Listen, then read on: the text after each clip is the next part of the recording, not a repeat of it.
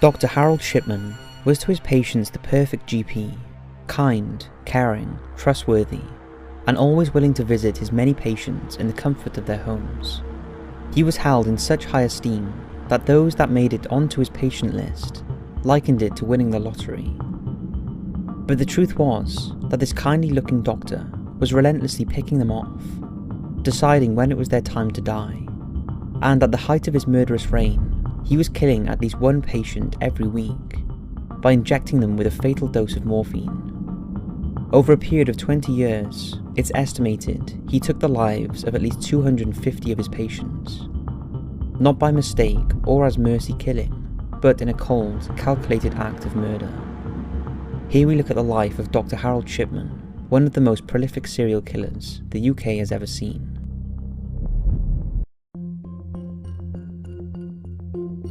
Harold Frederick Shipman was born on the 14th of January 1946 in Nottingham, England, and was the middle child of devout Methodist Vera and Harold Shipman. He had an older sister Pauline and a younger brother Clive. Shipman's father was a HGV driver, and despite the family's fairly humble lifestyle, his mother believed her family, and in particular her children, were far superior to others in the neighbourhood, a belief she instilled into all of them. But it was Harold, her favourite child, who was singled out from his siblings, and who from an early age was dominated by his mother. She controlled every aspect of his life, even dictating what he wore and the friends he had. This sense of superiority meant that Shipman was often isolated from his peers and had few friends, and the expectations his mother had put on him put undue pressure on the young Harold. Despite this, during his first years at school, he excelled. Although he did find it tough when he reached higher education, only attaining mediocre grades. One thing he was able to sustain was his arrogance and air of superiority. And although he was a good footballer and athlete, he still struggled to form any meaningful friendships. Life for young Harold was about to change. His beloved mother was diagnosed with terminal lung cancer, and Harold devoted all of his spare time to caring for her, spending hours holding her hand and talking to her as she lay stricken in bed. It was during this time that he became fascinated with morphine, after witnessing the relief his mother felt after she was injected with the drug. All her pain was relieved, and the dose reignited her energy, briefly giving him back the mother he adored. This had a profound impact on Harold, and is thought to have influenced his murderous actions later in his life. On the 21st of June 1963, when Shipman was just 17 years old, his mother died. Outwardly, he didn't appear to grieve for her, and carried on life as if nothing had happened. But her passing is believed to have been the reason he became determined to go to medical school and study to become a doctor.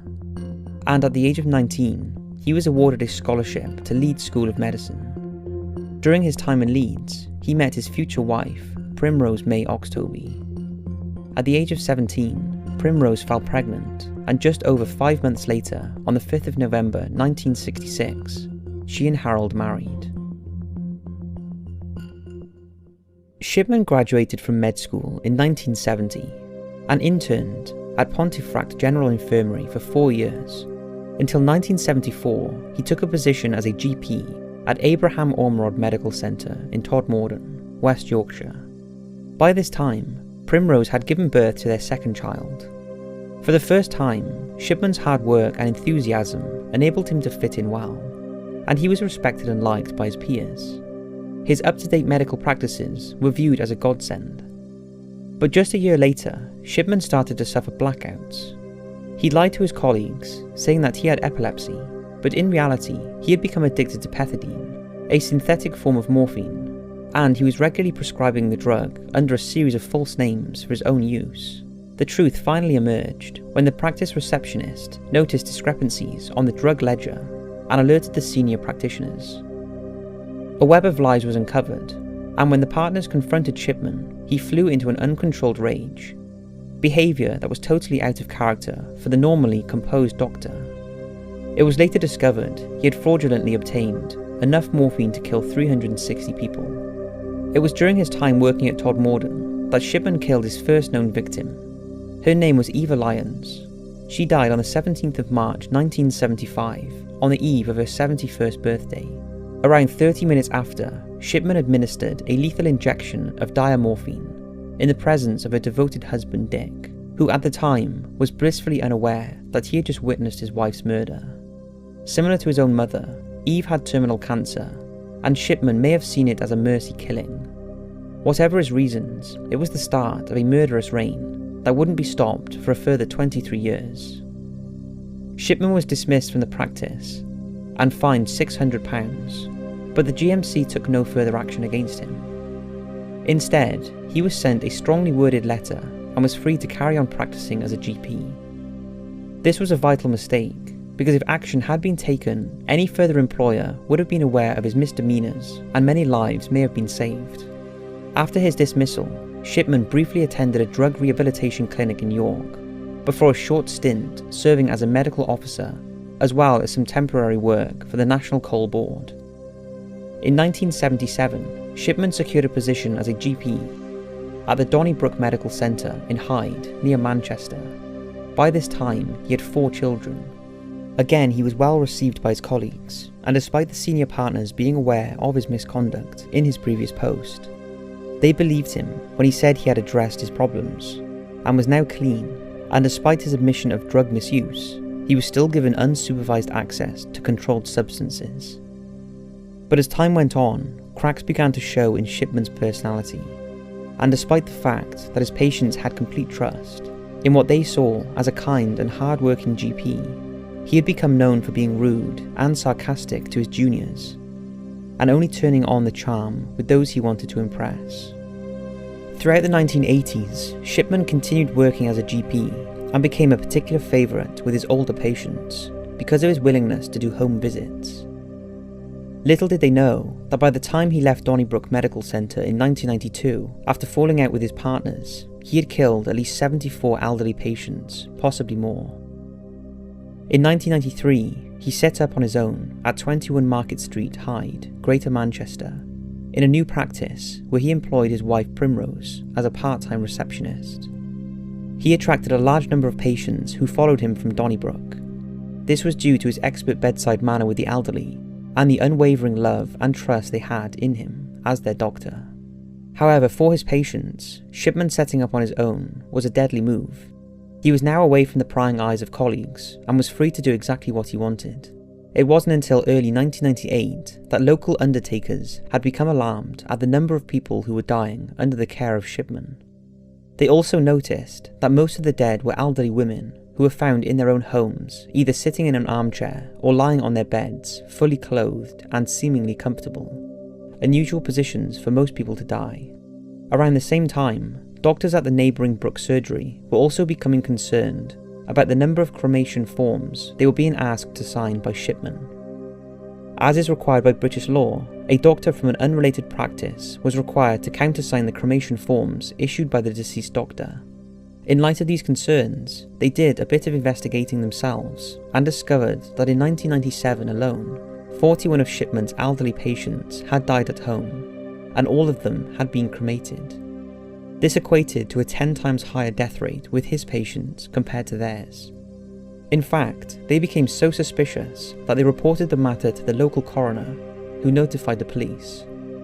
But incredibly, the police investigation failed to check even the most basic information. They didn't interview Shipman or the relatives of the deceased, and failed to contact the GMC, who would have revealed Shipman's previous misconduct.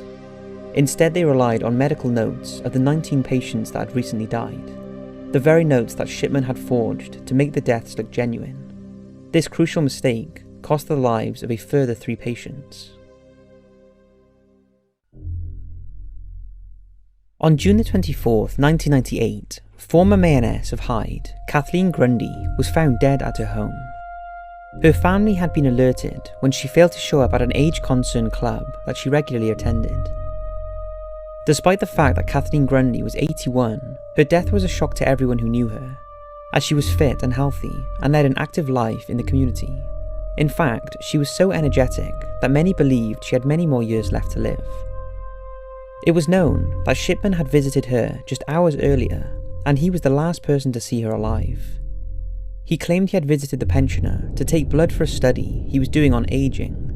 This was a complete lie, and when Shipman told Kathleen's daughter, Angela Woodruff, that a post-mortem was not necessary, she became a little suspicious. Unlike many of Shipman's victims, Kathleen was buried, not cremated, and it was shortly after the funeral that alarm bells started ringing for her family, when it was revealed that her entire estate, amounting to £380,000, had been left to Dr. Shipman. Angela, who was a solicitor, asked to examine the will, and she immediately noticed glaring discrepancies in the wording, and she believed her mother's signature had been forged. In fact, the whole document seemed amateurish, and she immediately became suspicious and called the police. Shipman was arrested on September 7th, 1998, and was held at Ashton-under-Lyne police station, where he was questioned about the death of Mrs. Grundy. Throughout the questioning, Shipman was dismissive and rude, and even suggested that 81-year-old Mrs. Grundy was a drug user. But the full extent of Shipman's crimes was beginning to unfold, and it wasn't long before Greater Manchester Police were involved in the biggest mass murder investigation in the United Kingdom's history. During the course of the inquiry, a further 11 bodies were exhumed, and it quickly became apparent that there was a reoccurring theme with all of his victims. Most of them lived alone and had usually visited Shipman at his surgery shortly before they died.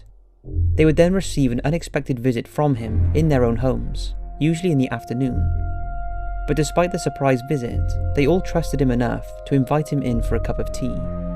After administering a lethal injection of morphine, usually under the pretense of taking a blood sample, he would then make them look comfortable, either sat in an armchair or placed on their bed. They were always fully clothed, and there was no suggestion that Shipman ever molested any of his victims. Shortly after killing them, he would alter their medical notes to ensure that his account matched the historical records. Another pattern to his murders was that he would often return to his victim's home, knowing he would discover them dead and alert the authorities. And on many occasions, he would send their relatives pre-printed and unsigned sympathy cards. He also liked to return to the same streets in search of new victims, sometimes even the same house. It's thought that Shipman killed twice at number 2 Leafold Hyde, first Alice Gorton, 76, who died there on August 10th, 1979, and then 9 years later, on February 15th, 1988, Jane Jones, who was 83 and was found dead in the same house. In most cases, his murders were not an act of mercy, as many initially thought, as the majority of his victims were not even ill. Finally, the police charged Shipman with 15 individual counts of murder, as well as 1 count of forgery. Shipman's trial began on October 5th, 1999, at Preston Crown Court.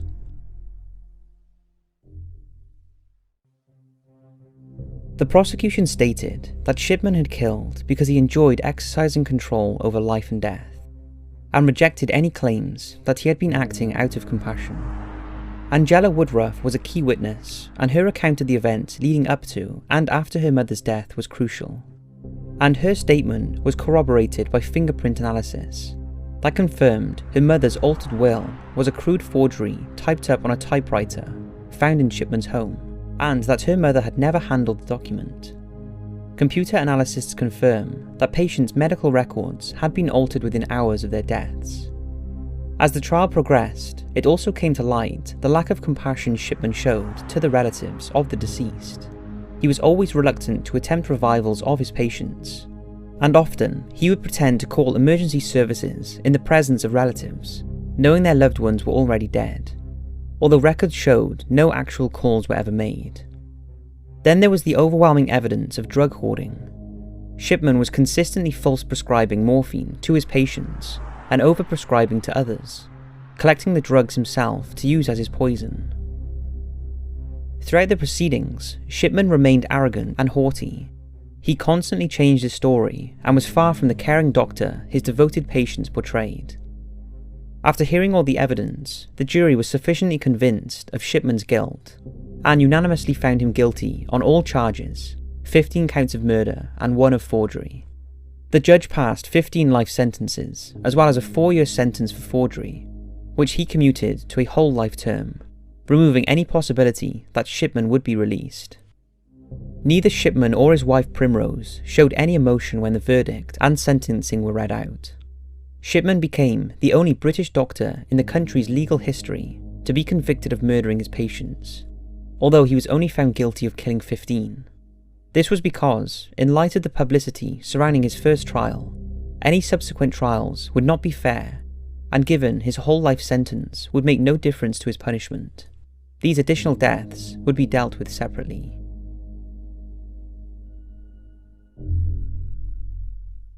In the aftermath of the trial, various inquiries and audits were carried out on Shipman's patients, and the overwhelming verdict was that it was likely he killed at least 236 of his patients.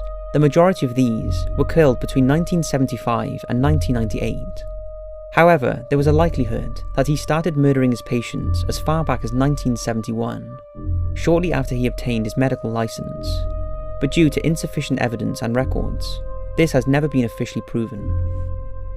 Most of his victims were elderly women who lived alone, but he also killed men, and his youngest confirmed victim was in fact a 41-year-old man. He was also suspected of killing 4-year-old Susie Garfitt in 1972, who, although was gravely ill, died unexpectedly while under Shipman's care at Pontefract General Infirmary.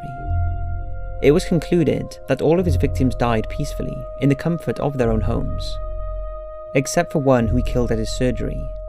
After death, he always rejected a post-mortem and urged the families to cremate their loved ones, although on some occasions this didn't happen. Although it's not thought money was ever a motive, over £10,000 worth of jewellery was found in the garage of the family home, jewellery that Primrose was very reluctant to hand back. Unlike other serial killers, Shipman didn't appear to have a motive for his mass killing, although it's been suggested that he disliked older women and thought the elderly in general were a drain on the health service. Others think he was recreating the death of his beloved mother. Whatever the reason, Shipman would never reveal it, and he and his family, in particular his devoted wife Primrose, always believed he was not guilty, despite the overwhelming evidence proving he was.